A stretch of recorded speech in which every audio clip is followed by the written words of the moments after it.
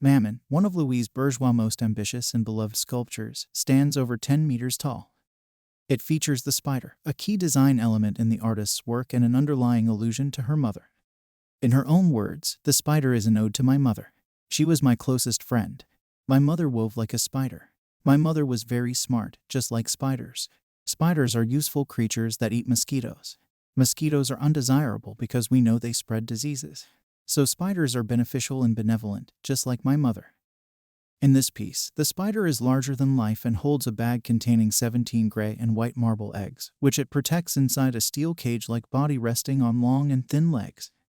This enormous piece, which can only be installed outdoors, conveys both dread and fear, as well as a poignant vulnerability. Bourgeois created spiders in a wide range of mediums and sizes, from a 4-inch pin to Maman. 2 drawings from 1947 contain the artist's earliest depictions of spiders.